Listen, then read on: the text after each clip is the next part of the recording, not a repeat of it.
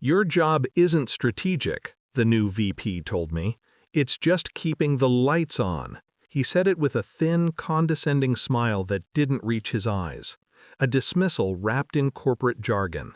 My title was Director of Compliance and Security, but my function was the SOC 2 certification, the shield that protected the firm's $200 million contracts, the life support.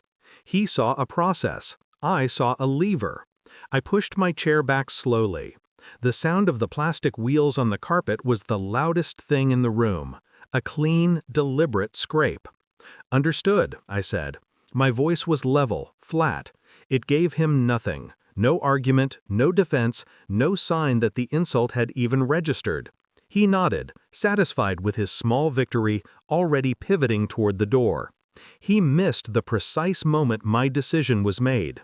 The click of a safety being released, audible only to me. He wanted the lights off? Fine. He could have total darkness. I walked the 9 flights of stairs down, a ritual, an unclenching. I didn't pack the box with the cheap coffee mugs and framed photo of my old dog. Those things were meaningless anchors, distractions. I was not leaving my job, I was leaving a weakness. I walked back to my office barely 10 minutes after the VP's verdict and paused at the lock. I knew the specific, complicated protocol for system access revocation, the separation checklist, the exit interview. I skipped them all. My keys landed on the steel desk blotter with a dead, metallic clink, the sound of a final period. That was my resignation. No email, no 2-week notice, just the cessation of movement. The entire SOC 2 infrastructure was a complex digital house of cards. I built every layer. I was the only person who held the full, undocumented map of its hidden dependencies and the master encryption key for the critical audit logs. They could hire 10 VPs. They could not hire me. The VP had dismissed my work as keeping the lights on. Now, the building was dark, and I was holding the only fuse. 2 days, 48 hours of silence. I sat in my apartment, the blinds drawn, sipping black coffee, waiting for the kinetic energy of my exit to hit their structure.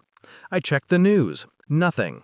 Checked my private terminal access to the client portal, the one they didn't know existed, all stable. They were still coasting on the last daily audit. The gap was forming. The vulnerability was a clean slice through their compliance record.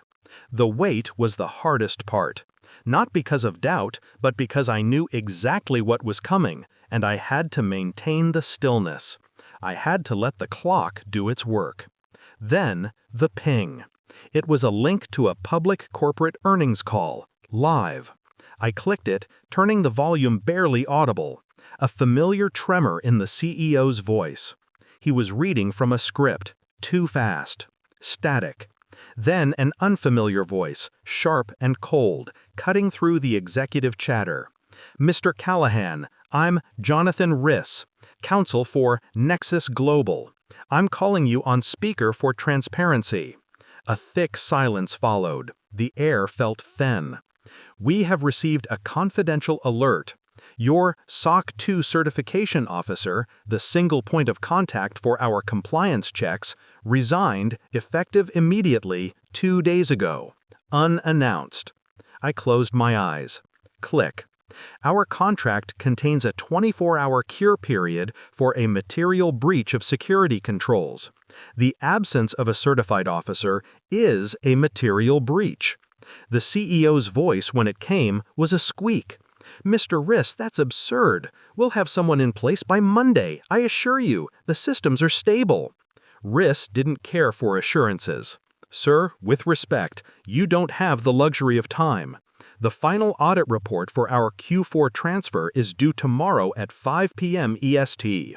Without the officer's sign-off or access to the master encrypted logs, which our technical team informs us are locked to your former director's personal key, the transfer is impossible.